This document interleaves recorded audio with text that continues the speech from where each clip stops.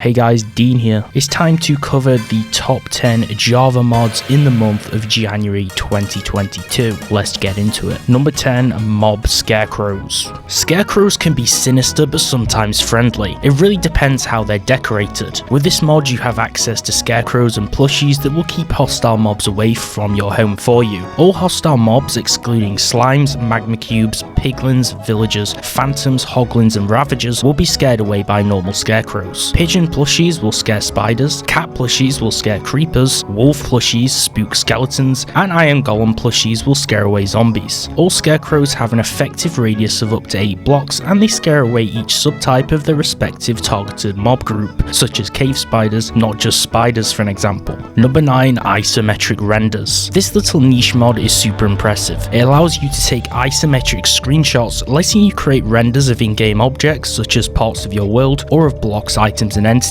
It's in that very similar style as the old sim games or old titles like Transport Tycoon. What's more, the background layer is automatically keyed out, so you have a transparent background on all of your screenshots, letting you adjust the scale and positioning and many options from its packaged GUI menu. As well as for the cool retro game looking screenshots, this is perfect for mod creators like me or for people creating wiki pages of their mods or mod packs or just general images for their mod pages to make them look extremely professional. Number 8, MegaParrots. When parrots eat too much protein, they get huge. MegaParrots are the result. Larger parrots that you'll find in jungles, in plains biomes, and in deserts and taiga forests. Coming in many different color variants and fully supporting armor and saddles, you can even use a range of different names on the name tags to give them some secret color styles too, just like the secret vanilla Easter eggs. With custom walking and behavioral animations, you can expect these to bring the vanilla look and spruce up your experience with some style.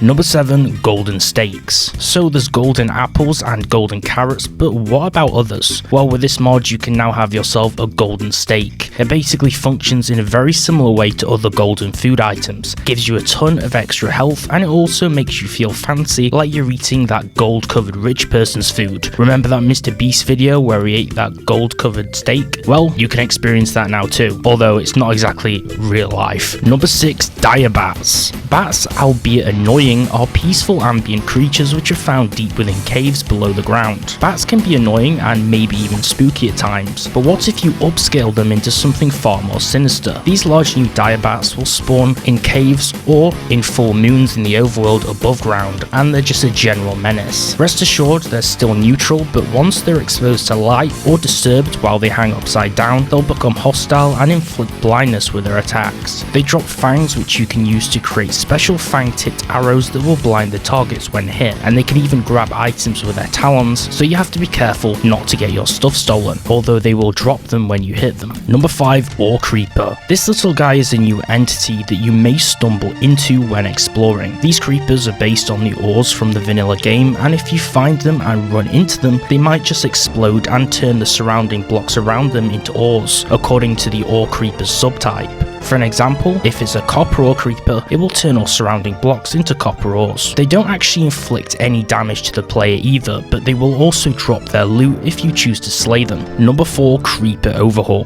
This is a nice little mod which I actually found over on Twitter when I was browsing my newsfeed. It basically replaces the older vanilla creeper with a collection of different biome specific creeper variants to your world. Each of them blend into their respective biomes and they have weird and wonderful appearances which are based on their surroundings. There's many types to cover: the Badlands, Bamboo Forest, beaches, caves, dark oak forests, deserts, dripstone caves, hills, jungles, mushroom islands, savannas, snowy biomes, swamps, and also the spruce forest creeper types. Each are individually modelled and textured very finely, and they fit really well into the game, offering some variation and looking extremely vanilla friendly. Number 3, TrapCraft. This mischievous mod is all about trapping mobs and pranking your friends. There's a collection of different traps in this mod for ultimate mayhem and also for the use of defense. The contact triggering bear trap will hold mobs in place as they slowly lose health. Fans will push enemies away and they're super useful to actually push them into traps. Dummies can be used to taunt mobs within their aggro radius and they'll attack them in their line of sight. Spikes will deal contact damage to anything which actually walk over them, whereas grass coverings break when walked over, and they're useful to cover spike pits to hide them away for extra hidden danger. Igniters will light a blaze when powered, and they'll spread fire across an upgradable distance, and magnetic chests will pull all nearby items around it to collect the surrounding loot and automatically deposit them inside the chest inventory. Number 2, Enchanting Infuser. The Enchanting Infuser is a brand new block that will allow you to enchant